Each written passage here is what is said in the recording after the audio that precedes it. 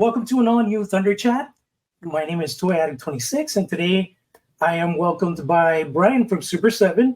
We're going to be catching up on a lot of stuff. So without further ado, let me bring on Brian. What's going on, Brian?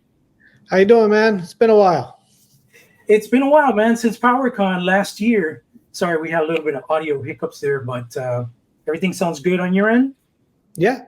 Sound as young as ever. Sweet, man. So yeah, man, it's been a while. It was actually a really long time since I've been out there at the conventions, and I got to see that beautiful cat slayer in person at PowerCon, and wow, it's just really something that you got to behold in front of you to really take in the mass sheer size and amazingness of this playset, man. So let's hit the ground running with that. Like, I know that that's going really smooth. I know it's scheduled for October, correct? I believe so. Which means it'll be shipping in August, which means I've seen a bunch of test shot imagery, but I haven't held the test shot because I've got people overseas that are holding it and going, fix this. So we should be getting plastic for me to actually review. Mm-hmm. Versus like, when my engineers and other people are working on it. So we're cruising along. That's awesome. It's really interesting because you don't seem to have hit any hiccups as far as production with Cat Slayer so far. So the only thing that we could probably predict is maybe shipping might be off depending on So far, everything there is moving really well. I mean, the Thunder Tank moved really well. It was a little slow, but it moved pretty well. Turtle Van's really the one that we had the most issues with because we ended up retooling it to make it thicker. Right. But beyond that, there's also a long lead time. So we've got plenty of time to work through it versus like sometimes when it's the ultimates, the figural stuff, it's like, oh, this should take exactly this amount of time. So if anything goes sideways, it looks like the whole thing's gone sideways. When it's just sort of like, we just probably don't plan as much buffer room. But when you're talking about the big vehicles, we're like, we need 3 months of buffer just before we get started. Right. Yeah, no. So what a lot of people have been asking me on socials is, when are we going to get to see the box art? I thought we shared that already. No. We didn't? No. Oh, that could be breaking news, man. Breaking news? Well, it just means more that I need to I'm writing a note. That's why I went, blah, blah. Like, show box art. Yeah, because with the Thunder Tank, the box art was shown relatively early. I know that you mentioned Jason Edmonston is doing the painting for the box art, but the last you spoke to Veebs, he mentioned the box art, like you didn't have. And I completely forgot that I probably said at the same time, we haven't? Oh, yeah. Let me check in. Let me just check in with that. I mean, it should. I'm sure the marketing team has a plan for it, but there's also the chance sometimes where stuff like that just kind of out of sight, out of mind, and gets left behind because you're like, oh, we're getting it done, and no one's thinking, oh, when is this reveal happening? So right, yeah, I think it's a big thing because it's such a beautiful piece. So many people are anticipating the release, and just to see any type of update about it is really exciting. I know I've gotten a lot of DMs about the box art, and I particularly want to see it. And one of the main questions I had about that was, we talked about it at PowerCon, is, are you finally going to be using 2 boxes versus 1 giant box? Yeah, it's definitely 2 boxes. I'm literally texting one of the guys on my team going, hey, what's up? Where are we at with this? Real-time answers. That's good. So I guess the same art will be mimicked on both packages. Are both packages going to be similar in scale, or Yeah, they're roughly about the same, and so you'll have a box A and a box B. Okay, yeah, that's good because when you think about the dimensions of the artwork, it would be tricky if you have one box in one size and in one box and another. Yeah, So the artwork, because I've already seen box mechanical. That's why I'm like, where are we at with the artwork? Because I've seen box mechanicals. I don't know if it was a rough of the artwork that was in there or if it was final, but same thing. We were talking about the pros and cons to vertical box versus horizontal box and how we're cropping the art. And we ended up with a vertical box. So, if I get a text back, I'll let you know. But I believe the box art is completely finished. okay, Because I've seen box mechanicals, but they, like I said, I may be reviewing design intent rather than final. gotcha. Okay, that's cool, but it's exciting news. That means we're one step closer to seeing that box art. Because I mean, the Thunder Tank art is beautiful, and even though that thing takes up so much space, there's no way I could part ways with the box because it's like part of the experience. You got this thing, but then you have that beautiful art to box it in. Whenever you move or if you have the space to display it. It's in that closet behind you. Yeah. Have Or you ever considered? Or is it in the garage? No, it's actually I have like a loft at work because I do IT. So I'm like upstairs and I have the Thunder Tank box there. I got like my big ticket items. So I'm going to store Cat Slayer boxes there. Yeah. And stuff like that, just because it just takes up, I live in an apartment. So it takes up too much space. Even for me with that stuff, I'm like, I could just pull out the insides and flatten the box to save it, but I can't. I can't bring myself to do it. No, me neither, man. Because then it's like, but then it's the corners aren't right. I know. You want to keep the integrity of it, But so yeah, it brings me to the other question that I've been getting asked is the Lionel stretch goal that you had. It was like what was it? A dimensional Lionel, the one that was transparent. Yeah. Is there any other way to get that out to collectors' hands? Quite honestly, I'm sure that there is. We hadn't really gone down that route. I hate to say we just kind of like that didn't work here, and so we moved on to other things that we're working on. But that's a good call. That's the kind of thing. Like I said, it's a stretch goal. It would be good at a convention exclusive, things like that. It's not on any calendar. It's not on anything that we're working on because we're literally in a meeting right now where we're skeleton planning 2026. So it's just fallen off altogether. So right now there are no plans to do anything with it, but that is a good reminder because I forgot about it. All right, cool. Well, that's good. It's like, well, that wasn't part of this thing and it's not getting made, so it's sort of out of sight, out of mind. Maybe in 2026. Maybe put in the skeleton planner for that. Well, that's something that can easily drop in quicker, right. Because the tooling is done on that. Yeah, exactly. Those are easier to do, which also brings me to the subject of Ghost Jaga. Ghost Jaga was a sleeper, and you spoke about this in previous. It shouldn't have been a sleeper. It shouldn't have been a sleeper. I know. I agree with you. I never slept on it, but a lot of people did, and it comes to show what we were talking about in previous streams. You've mentioned is that if you don't pre-order stuff, you're going to start missing out on things. And yeah, because other people aren't buying the excess for you to come in later with. Right. So now it's like upfront sales is what's going to determine production numbers more realistically, more transparently. So definitely it's important. Yeah, that's the way it started.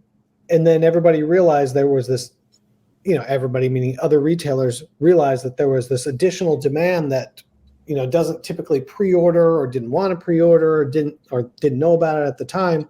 So they started upping their orders more and more and more to things that weren't pre-booked to have inventory.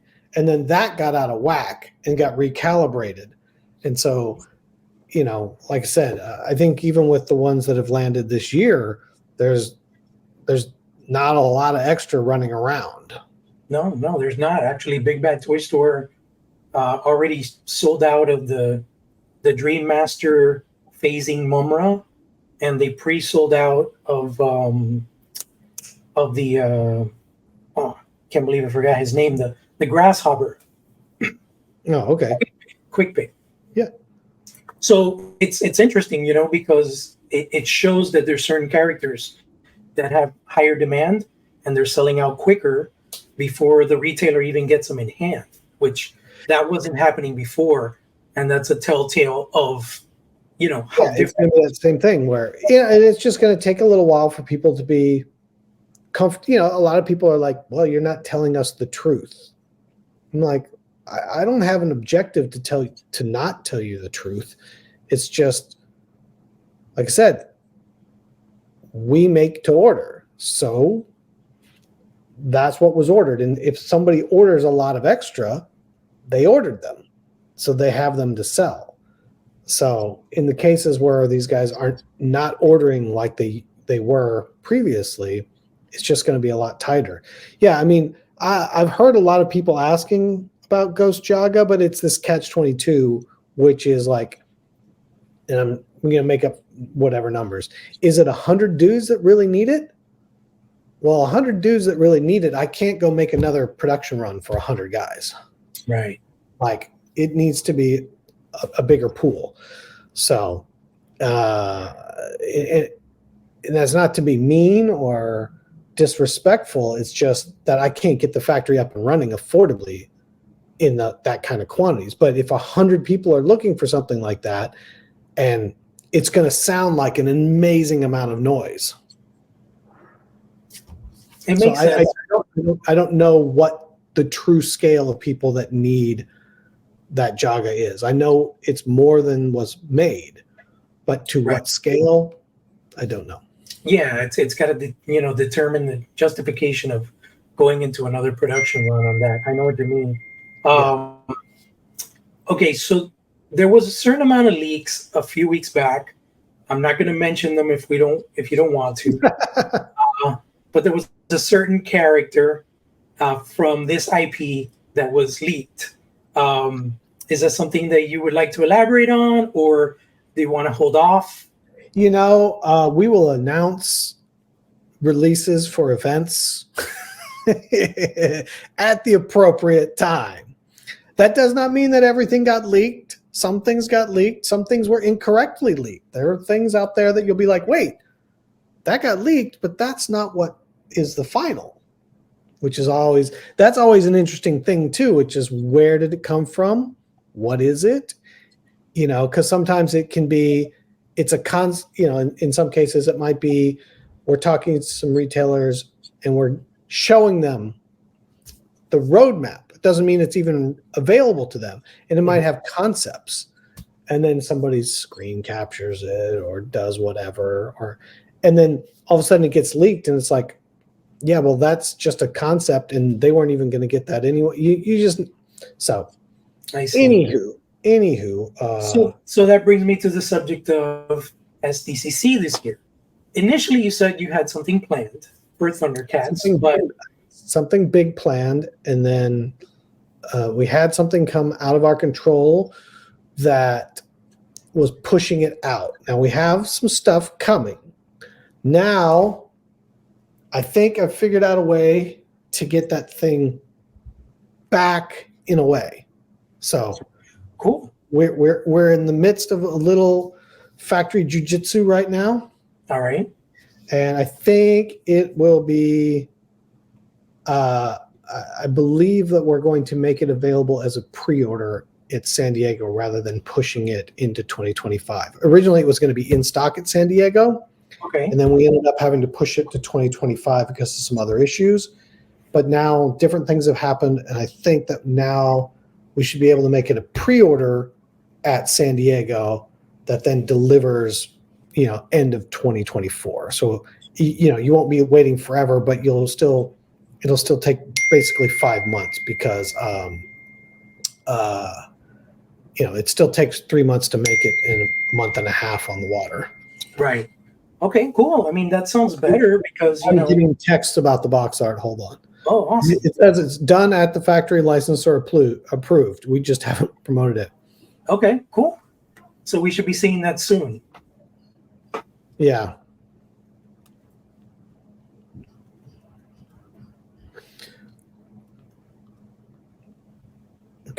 So, but yeah, I thought so. Yeah, box art's done, approved, licensor approved, everything. It's at the factory being sampled and making sure the dimensions are correct for the final. So I will work with our team and get promo images of the artwork out. Awesome news. See, Okay, so, there you go. This is how it gets done, people. hey, that's great. That's live. We'll get it taken care of live. So here's another thing. While we're talking on the topic of big, so you're mentioning that it was something big for Thundercats. So I didn't say it was. I didn't say necessarily big. I thought it was something cool. Oh, okay, cool. Because there's something really big coming up next year, which is the 40th anniversary of Thundercats. And I couldn't think of a better time than next year for you guys to do like a pop-up at SDCC and really like do all the bells and whistles. Is there any kind of thing like that in mind for next year? There is a pop-up that's already planned for next year's San Diego. Well, it's already well in motion. It will not be Thundercats. It will be something else, but we are in. But we're not. We know it's the anniversary. So. No, I'm sure. I mean, I'm sure you got some plans. Yeah. I just think it would have been so rad to have like, the pop up and have shirts and have not just the toys, but I don't know, maybe because I noticed you guys don't have like, Thundercats clothing and with that particular licensor, we do not have apparel rights. So none of the stuff that they own, we make T-shirts for. So all the license from that licensor, we don't make apparel for. They've got some other apparel deals where normally we have rights for apparel, for our distribution channels. But in the case of that licensor, because no one can, you all know who it is. They just have some other partners and they don't feel, I'm going to say it sounds negative, but it's like, it's just like, nah, we don't want to step on their toes. We have a people for apparel, so don't go there. It would be great to do it, but we don't have those rights at this time. Okay, that's cool. So because Wave 8 is already shipping to customers that pre-ordered directly from Super7, and Wave 9 is right on the coattails of it. Yes. I'm assuming there's a Wave 11 pre-order coming up really soon? Yeah, June. Awesome. Yep, and it is right around the corner. I did a video about it earlier today. Are we going to be following in the same footsteps of toy homages and 2 regular this time around? Or is it going to be all cartoon? All cartoon. Awesome. So one particular question I have for one character that I'm really looking forward to, Safari Joe. When you get to Safari Joe, would you consider doing the mule and possibly like a break apart cage where he can like catch Thundercats? Safari Joe is not in the immediate future, so okay. We haven't gotten to Safari Joe yet, but I think that there's some other characters in here that are obvious misses that you're going to be like, finally, I've been asking about this for like 5 waves. Like, come on. Like, okay. So I guess the cops are going by. They heard about Safari Joe. They're trying to catch him. Exactly. So okay, cool. So Safari Joe is not in the immediate future. That doesn't mean that he's not coming, but he's not 11 or 12. Okay, cool. So as far as vehicles are concerned or any type of follow-up to this beastie right here, would you go the vehicle route or the playset route? Like, I'm not even asking for specifics. Like, would you do, like a vehicle or maybe like a, like a Mumra playset, which doesn't necessarily have to be the whole temple. It could just be kind of like his tomb and stuff. We've got some stuff we're working on. We're definitely not going to do another playset before this playset goes out. So even then, I think we'd be hard pressed to get in. I think it's going to be harder to get into Mumra's tomb. But there are a couple other things that we are working on right now. So, I trying to remember where, but there's some things that we're working on. There's some stuff. I think one will be surprising. One will be like, oh, that makes sense. Okay, cool. And then now that we pretty much represented all the A-list heroes, right? And we're getting into the toy color, recolors, and stuff like that. There are two particular characters that haven't gotten a re-release, not a re-release, but like a variant in color. And it's been a really long time since we've seen Panthro. So, are there any plans in the immediate future for Panthro? I mean, we had the possessed Hammerhand Panthro, and we also had. I mean, there's other things you could do with Panthro as far as accessories, things like that. We've got some stuff that we're working on with Panthro. Panthro's tooling was damaged, so we have to start over on Panthro. So okay, that's why. But we're working on some stuff with Panthro right now. Awesome. So we might get like a pinless, maybe Panthro. What? We might get like a new pinless one with the pinless joints. Yes, there's more than there's some. We're getting a little too far ahead. Like I said, I'm working way in the future these days. But yes, Panthro is an obvious miss that we have not.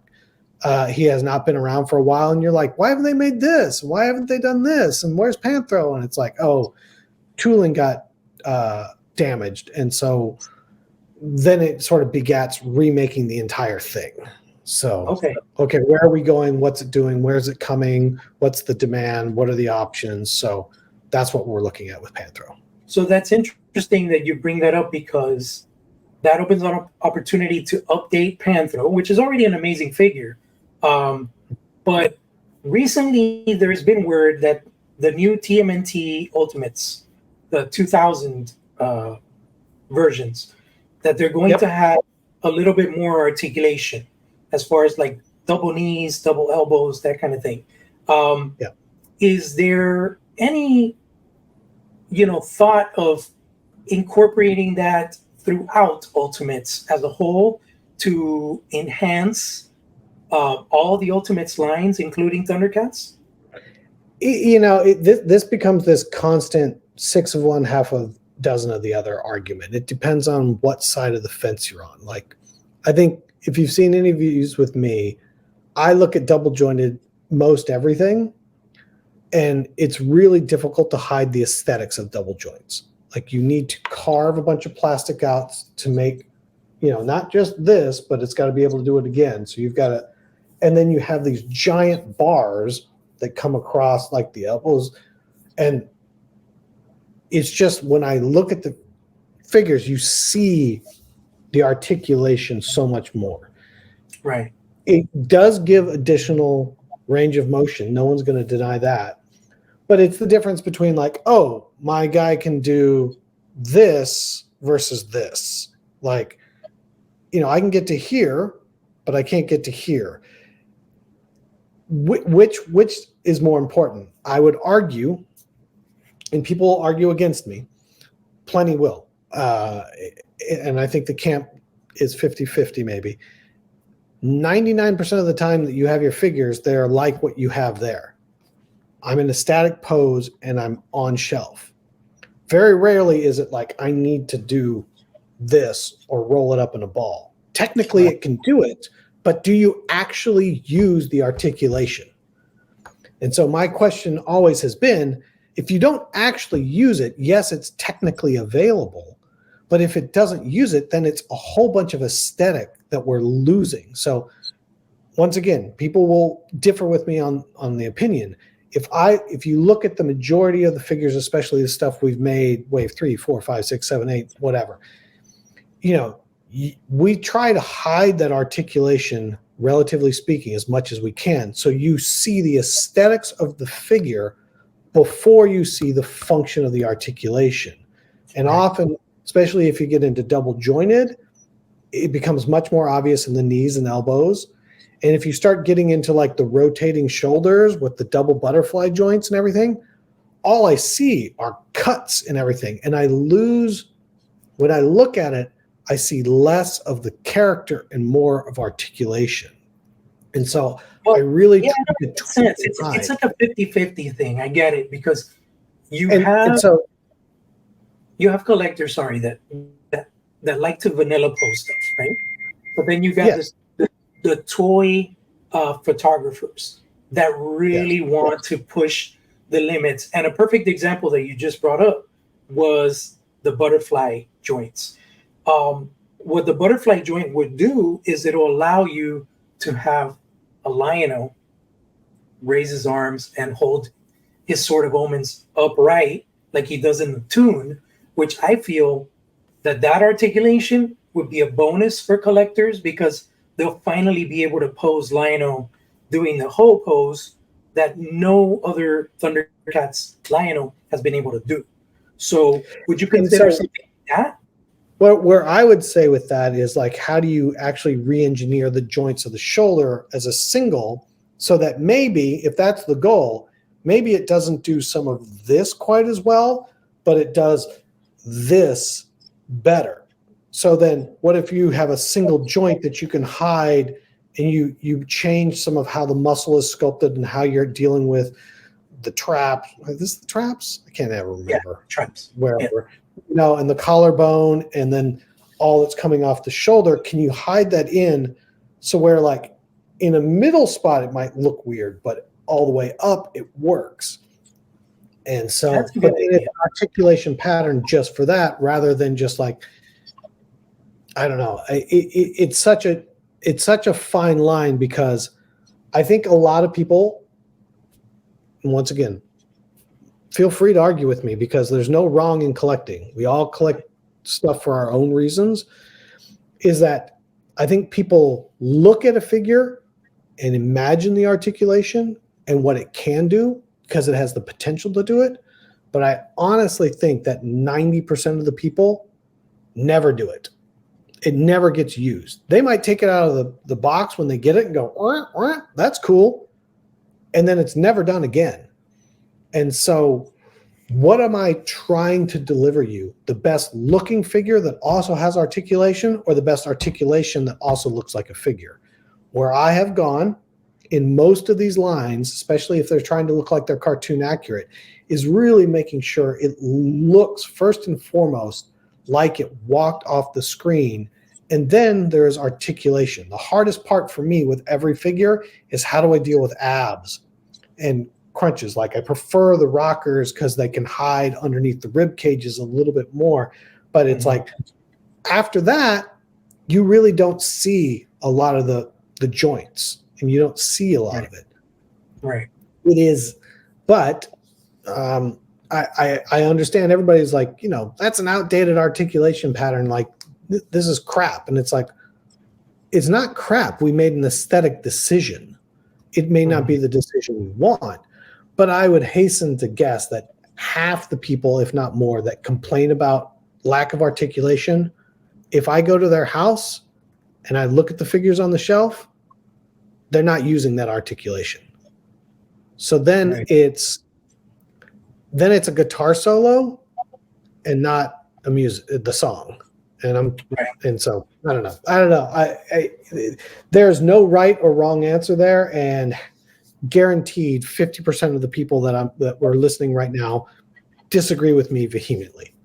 I'd say maybe like a happy medium, like what you were mentioning, like re-engineering the traps or the cuts. So for example, Lion or the characters that do need a little more wiggle room could pull off those iconic poses. You know what I mean?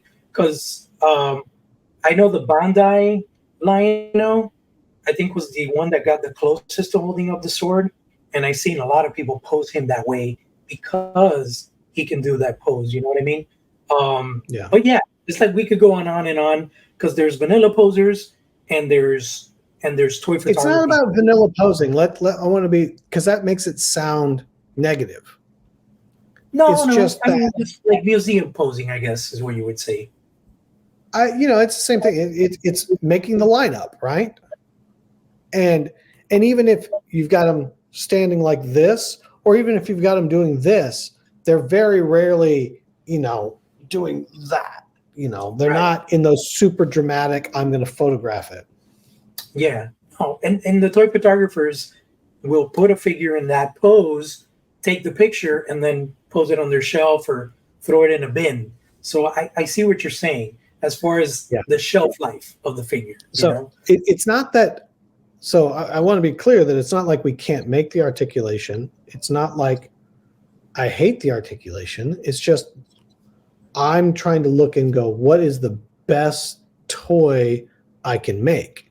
If your version of best means articulation, I feel like articulation, especially when I look at it these days, it's articulated for articulation's sake. Like the toes are articulated.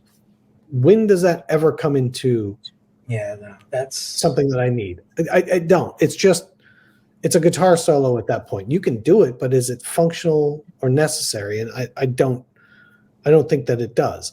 A good rocker on your ankle will take care of that. You don't really need that toe to bend up. You're not doing he's running from the 50-yard line and his toes just barely, kinked. I kind of derailed myself there a little bit, but I wanted to be like, you don't want it to imply that somebody's enjoying their figures incorrectly than somebody else. That's why I was like, when you say vanilla posing, that sounds dismissive. And it's not so much that it's dismissive, it's just that most people line them up. Right. Yeah, because there's only so much space, on a shelf or whatever. No, it makes sense. Exactly. And so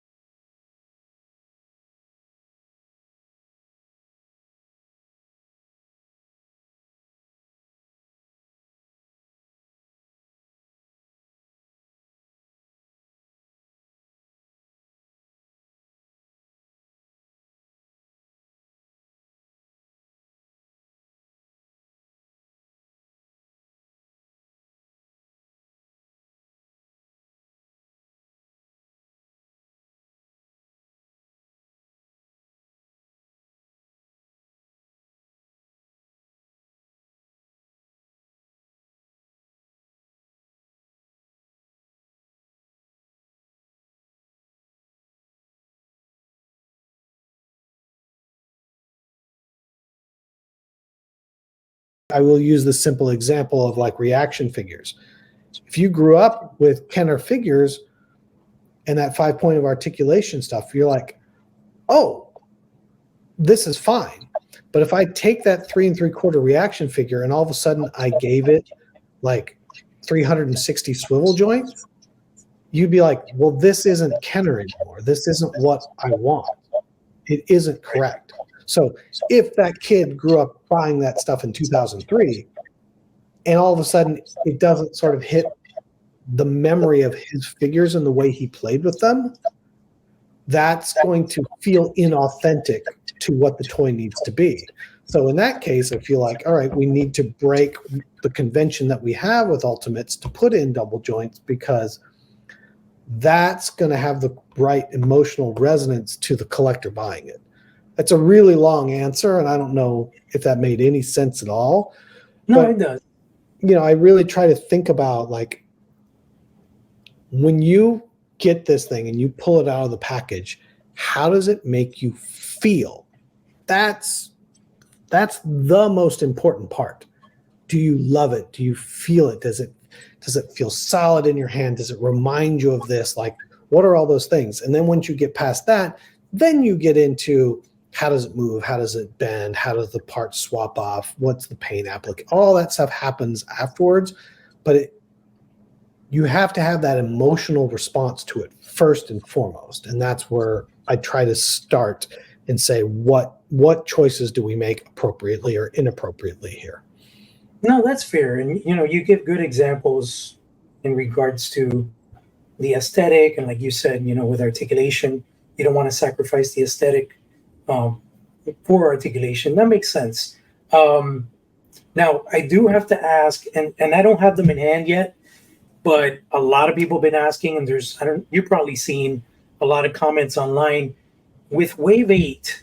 There seems to be I don't know if it's a misconception. I watched the episodes, and it's like Alluro, which is the first Loon attack that we're getting, seems to be a little small in the sense of scale. If you look at the cartoons, Alluro looks like a basketball player. He has that kind of build where he kind of looms over everybody, and he's got those big long arms. The figures that I've seen people have in hand, and a lot of reviews that I've seen, they say that the figures just seem overall really small. Alluro mainly because he's the one that was expected to be a lot taller. But for example, Captain Shiner, a lot of people seem to notice that he looks kind of small in comparison to all the previous waves of secondary characters, not the A-listers like the mutants and the Thundercats themselves. Is there anything in particular you had to share in regards to that decision? I don't know that I think that becomes a perception thing again a little bit. It's like Alluro is still taller than the other things. Is he stretch tall? No, but if you were to make him as tall as what you're sort of making it out to be, all of a sudden now he's as tall as Mumra. That doesn't make sense, but he's taller than the other figures.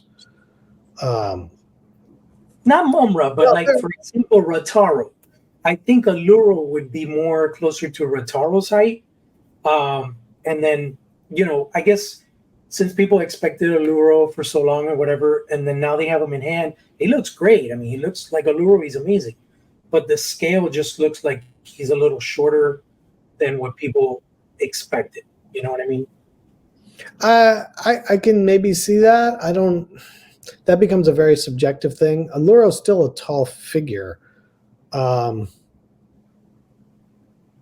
don't know. I feel like there's no grand overt like, oh, look, these scale it all down by 10% to save 25. There's nothing like that. I mean, I don't know. That's a tricky one where you're just like, is that a personal preference? Is that, because we can all pull up a still where he's this tall, and then he's this tall, and then he's this tall, and he's this tall, and he's this shade of purple, and then he's blue. No, he's, gray. No, it's all very variable. I don't know. He's never struck me as being insufficiently tall, but at the same time, if people are like, oh, we were really expecting him to be a quarter of an inch taller or a half an inch taller, I can't really argue with that either. So it never struck me as a problem. But if other people are saying as a whole, people start going, oh, we would have liked him to be a little bit taller, then I think that's important feedback for us to listen to. But never getting to this point, did it strike me as being incorrect. But if the majority starts saying that, that's something we'll definitely listen to and make sure that we double check. But it didn't strike me that way beforehand. I just had to bring it up because a lot of people received them, and they made the same comments, and I sent a call out for questions, and I was like bombarded with Alluro and scale questions about Wave 8. So I just wanted to bring it up. Not to make a big it's fair to bring up. It didn't strike me beforehand, but if the overall sentiment becomes that, then that's definitely something we need to, look into on future waves, just to make sure that people don't get that. It's 95% of the way, but it's not quite. I want people to be back to that same thing. It's like, oh man, I love it. Yeah. No, I mean, I I'm really excited about that wave, especially Wave 9 as well. I love the toy recolors. I think I've mentioned it a lot on my other streams. It's like every time I look at my LJN toy recolor Lionel, it just takes that particular figure takes me back to 1985, sitting down, watching the cartoons, eating Captain Crunch. It's one of those figures that transports you. It's like a plastic DeLorean. You know what I'm saying? Like it just does that to you. And there's very few concoctions that are put together in plastic that do that for you, you know? So I think the Jaga might do that as well. The toy recolor Jaga. And there's a lot of other recolor ones that we could see in the near future. But again, since we've already covered all the mainline characters, um, are there any ideas of possibly doing like the Thunder Cubs? Like when they were all children. Like old Tigra when he goes through the cave of time, things like that. Have you considered those types of variants? Yeah, I mean, there's still quite a few characters, quite honestly, that we haven't gotten to. The next, we've planned out. I think we're planned out through 16. There's a lot of characters where you're like, oh shit, like we haven't done we haven't done that before you get into like the Cubs and stuff like that. Like there's still a lot of good characters out there to get to. Oh no, definitely. Yeah. It's just that since you have the main heroes, you want to always have you want to have one hero at least in each wave. So you want to kind of offer those variants. Tigra would be a good choice because we got the invisible Tigra, but it'd be cool to have, like a variant Tigra, maybe with a more blue from the original solicitation, more blue suit, and then have like the Cave of Time Elder Tigra head and maybe some different accessories. Finally give them the elbow pad, that everybody's been wanting. The clear has the elbow pad. Yeah, the clear one does. I guess you could. Yeah. Can you pop it off of there though? I'm wondering. It's the same thing. Like I don't know why the factory just used the wrong. Like the sample that I have, that we got for production start, has the correct arm and elbow pad, and when they went into production, they used the wrong tool, and it doesn't. And it just showed up, and it's like it's finished and it's done. It's got the wrong elbow. And then it was too late to. But that was also in COVID where I can't be at the factory and I don't have my people there. Makes sense. You're just like, well, how is this right, but this is not right? Like, I don't know. Communication breakdown. You know what I mean? It happens. Like you said, it was COVID. So as far as, we've covered a lot of ground with Thundercats. Obviously, there's a lot to look forward to, especially for next year, possibly Comic-Con this year. Can't wait to see Cat Slayer box art. Now we move on to another Rankin Bass property that a lot of people are excited to hear is finally going to make its premiere in plastic form next year, and that's the Silverhawks, not Silverhawks, Tiger Sharks. So Tiger Shark, it's true. You said Q1 2025, but I wanted to narrow it down in the sense of Q1 25 will be when we see the pre-order drop, or we're just gonna see initial wave solicitations. Like, what's the actual rollout? Like, those will be in hand by the end of 2025 for customers, or? It'll probably be faster than end of year, but yeah, Q1 in the beginning of the year is when we'll do the pre-order. So like everything's sort of like take our time, make sure everybody can afford it and follow along. But we're in the process on it. Like it, I think you've already seen what people are seeing already is that we're much fast now that we can be at the factory. Now that we're doing all this other stuff, things are showing up faster and faster. Each successive wave is taking less time. So it should deliver within 2025. I would think that if we solicit it out in Q1, it should be late Q3, early Q4. Okay, awesome. And as far as Silverhawks are concerned, we've got Copper Kid and his vehicle, which is the next Space wave. Racer. Right. So are we going to be getting any other types of vehicles for Silverhawks? Not necessarily the big one, but the one I was Yeah, thinking was Monstars. I forget the name of it. big That's the Squid. tentacles. Yeah, the squid. We've been toying with some stuff there. We've definitely been playing around with the vehicles from that line, trying to figure out. It's like here's how many people collect Thundercats, then it's Silverhawks. It gets smaller and smaller, and so, it's just, Space Racer did okay. Not great, not terrible, just okay, which is fine. I'm fine with okay. So then it's just like, does that collector base, are there enough people in that collector base to justify the cost that it's going to take to get to that next level of vehicle? Because the bigger they get, the more expensive they get, the less people can afford to do it. It's all those things rolled into one. So Yeah. we've been working on one, but I think all of us internally, and I'm not saying this negatively, are like, it's a 50-50 to whether or not we think the customer base is big enough to support a project of that scale.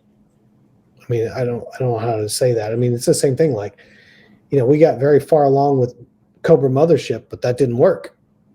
Right. There just weren't enough people that were interested.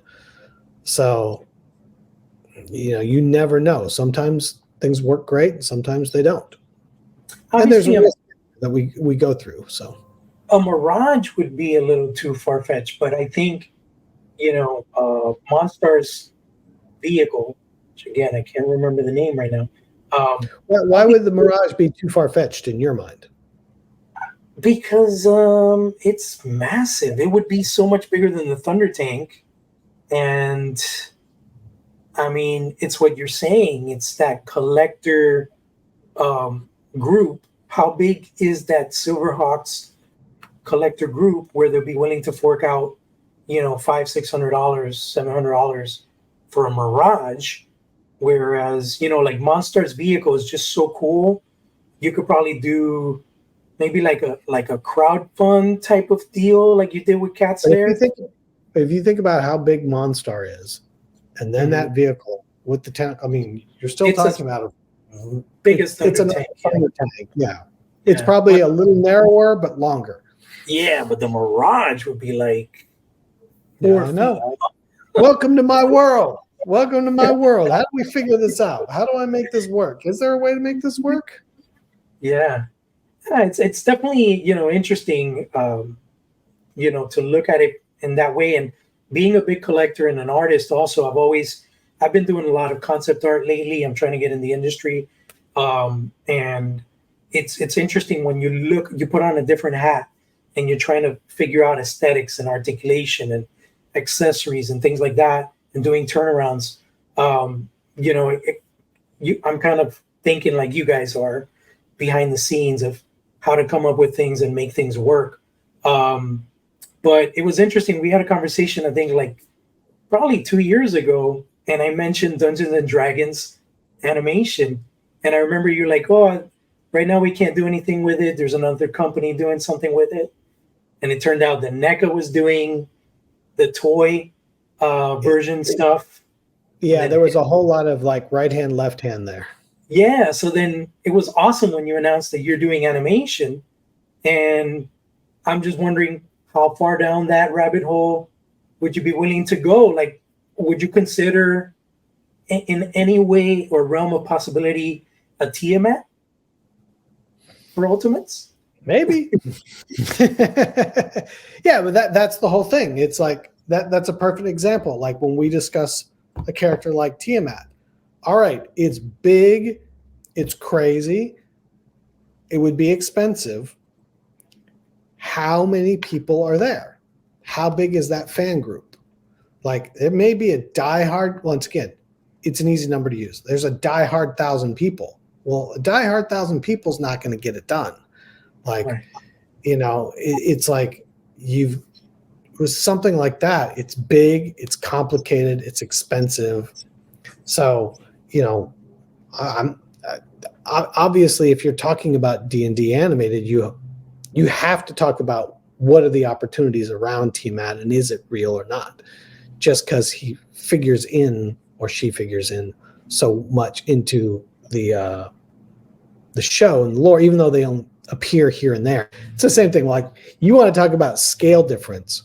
You go back and look at the D&D cartoon. There's times when Tiamat is the bottom head is twice as tall as Hank, and there are times when it's 10 times as tall as Hank. You know, it's all over the place. Like that one, there's no relative scale to Tiamat. Yeah, it's tricky. There's a lot of inconsistencies in animation. Absolutely. But yeah, like the first thing that comes to mind for me is Venger with his horse. You know what I mean? Yep. Because, like, I mean, I think they go hand in hand. It's almost like Mandora. I mean, most all the time he's on the horse. Right. So that's it's safe to say that, you know, I think that one would be widely supported financially by collectors. But yeah, I wanted to bring up, as far as Ultimates as a whole, you guys have been branching out a lot with music, hip hop, you know, rock.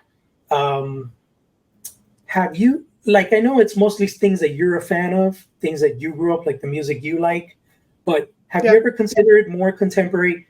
I wouldn't say contemporary because I'm not that young, man. I'm 48, you know. But like characters, like figures of, like, for example, Rage Against the Machine, Pantera, well, stuff like that. There's a host of different things to talk about there, and some things we might be working on, some things we might not be. First off is with music, you have a really interesting thing that we've noticed over the years is people tend to buy characters versus people. Now, a lot of times those people become characters. Lemmy is a character. It's not just Lemmy. It's the character of Lemmy. It's like what he's become to represent. So that really becomes almost a character. Where, like, if we're talking about Iron Maiden, for example, like, you want to buy Eddie, you might not want to buy Bruce Dickinson. Like, you might want to buy, you know, Vic Rattlehead from Megadeth, but you might not want to buy Dave Mustaine. Like, but in the case of somebody like Lemmy or Cliff Burton, where they take on a near mythical or character status, they become an archetype almost, then those people work. And when you talk about hip hop, everybody's a pseudonym. Everybody is a character. So all of a sudden, hip hop people seem to want, they're very comfortable with the people because once again, they become characters. They're not the human behind it. And so it's been a very interesting dynamic there of, like, when do people work and when do mascots or characters work? And that's really sort of what we've come back to. There's definitely some younger, if you will, stuff in the pipeline and in the works. You know, like we just did My Chemical Romance not that long ago. And so it's more, the harder lift, quite honestly, is that music licensing isn't super deep on this kind of stuff, and convincing people to understand what you're trying to do if they're not a toy collector becomes very difficult because, you know, you say, oh, we want to make a toy out of this person, and they go, what kid's going to buy that? And you're like, well, it's not for kids, it's for adult collectors. And then it's even more like, what are you talking about? This doesn't make any sense. This, in a lot of ways, especially if you're tough or cool or anything else, it's very hard to, like, well, why would, like, this is whack, like, this isn't cool, this isn't, why would I want to do that? And so it's a very, you know, fine line. Then I've also just getting the band members in a lot of cases to just sign off on it because it's just very foreign to a lot of people about why you would even do this. Like, Yeah, they're not privy to that world. It makes sense that it would be challenging to get them Challenging to. to convince people that no, this Right. is a really cool idea, and people are gonna be Like, I psyched. think the sabotage figures are freaking brilliant. Like, because it's like we love the Beastie Boys. I grew up with them, right? But I would rather have the sabotage figures than the Beastie Boys figures. Like, Yeah, you'd rather have Vic Corfari than Mike D or right? MCL or Ad Rock. Yeah, Yeah, it's like or like those sort of iconic moments where you're like, oh, they're in character. This is much more interesting to me. like it'd be cool to have them I with mean, the UPS guys. You know what I mean? The UPS yeah, gears. I don't remember the song, but the that's something that resonated with the 2000s. They used to wear the UPS outfits and stuff like that. there's I've got lists and lists and lists for them, waiting for them to say yes to. That's If awesome. they ever do. Like right now, it's Sabotage and Intergalactic. We did that. We're continuing to do that, but working on the next one. We're pitching them ideas, but we don't have a yes or no on that stuff yet. That's cool, man. You And know, but it's the same thing where you also have that thing where I'm like, oh, this would be cool and this would be cool, and then you have other people on the other side that are like, well, we don't want to oversaturate the market or make the fans feel like we're making too much stuff or that we're bilking them. Like, what is that manageable amount? So yeah, as far as Ultimates, like I said, you guys have been branching out a lot with music and everything else. Um, are there any new IPs in Ultimates that you're planning to announce perhaps later this year? As far as we've got a bunch of stuff in the works, but I'm not. divulging, We're not divulging any of that right now. Like, please focus on what we have at hand. Like, this is what's I have a couple of wish list ideas. One in particular would be um, uh, like Black Star, for example.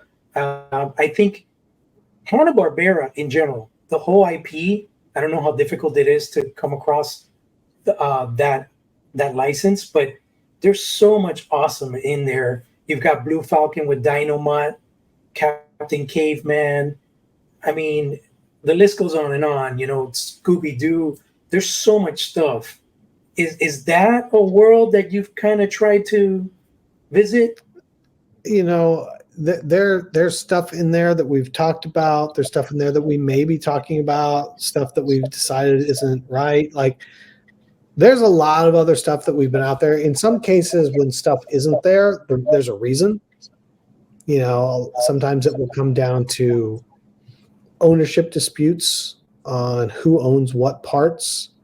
And if the license isn't big enough to generate enough revenue, it's not worth a large studio's time, that the effort that it would go to do all the research and then argue with the other side to get to an agreement.